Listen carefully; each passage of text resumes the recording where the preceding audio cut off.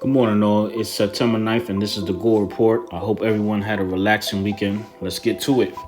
As we always do, let's rehash the main events that happened last week. And the two main events were the jobs report and Broadcom earnings. Let's start with Broadcom first. Last week, I told you guys to pay attention to Broadcom's earnings. Let's be honest, the semiconductor space needs another leader besides NVIDIA. All the market does is talk about NVIDIA. What's NVIDIA doing? Where is it trading? We all need a break from NVIDIA, honestly. Hyperscalers also want to diversify their capex spend and not rely solely on NVIDIA for chips. Well, Broadcom showed up and showed out.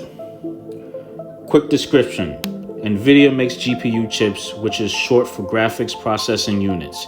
They're less expensive, used for general purposes, and dominate the market. They dominate the semiconductor chip market. Whereas Broadcom specializes in XPU chips, which are labeled specialized chips that Broadcom designs for specific use for companies like Amazon, Microsoft, Meta, etc. These chips are produced less in volume because they are more expensive than GPU chips. Now that we got that out of the way, Broadcom strutted its stuff with a killer earnings report flexing massive AI chip demand as Google, Amazon, and others scrambled to get their hands on Broadcom's XPU chips to juice up their AI game. Broadcom showed a 22% year-over-year increase in revenues, while earnings showed a 63% growth in AI-related sales, sending shares to all-time highs. We saw a revenues beat, an earnings beat, guidance raised, but what really took optimism for Broadcom to the next level was the announcement of a $1 billion chip deal with Sam Altman's OpenAI to produce XPU chips. Of course, Broadcom had a robust Friday of trading, closing up almost 10%. Let's address the behavior of NVIDIA and AMD stock prices after Broadcom's report. NVIDIA and AMD both traded down 3% and 6% respectively. Clearly, NVIDIA and AMD view Broadcom's success as a threat. However, GPU chips, which NVIDIA specializes in, will always have a higher market share than XPU chips. The thing is, XPU can and will begin to take market share away from GPU chips, and that will be more than enough for Broadcom to be a powerhouse in the chip space, which is exactly why what is happening right now is happening.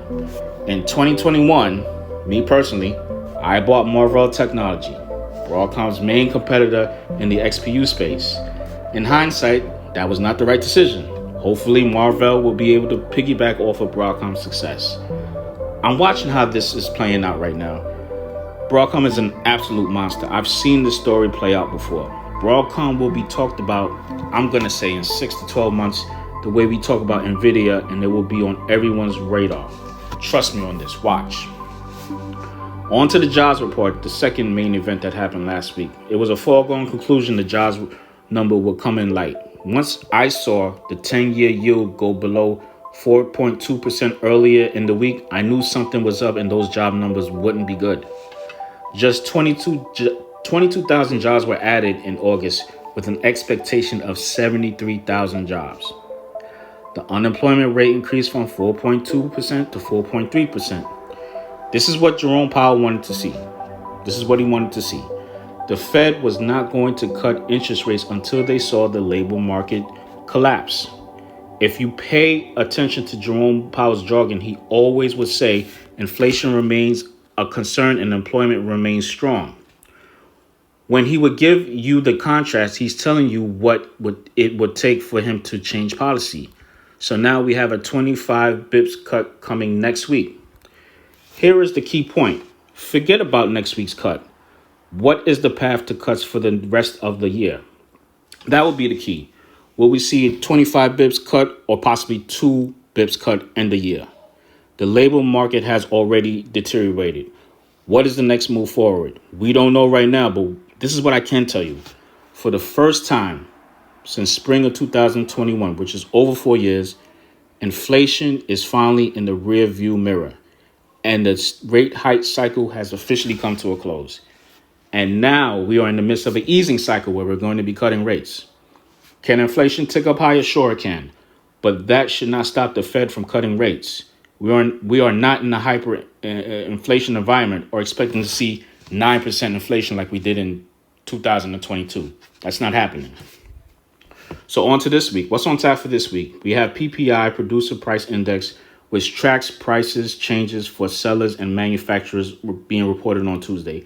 And we have the all important, the statistic that we all wait for every second Tuesday of every month, CPI, which is the Consumer Price Index dropping on Wednesday. Via my research of Trueflation, and you guys know I really track Trueflation daily, every day, real-time information. The first half of August saw real-time day-to-day consumer inflation declining. However, the end of August saw an uptick in real-time consumer inflation. I'm going to be honest, I can't tell whether the number will be hot or cool. However, all stayed subdued throughout August, and bond yields were tamed, and that is always a good thing for consumer inflation. Right now, all three major indexes are indicated to open slightly higher. Have a productive week.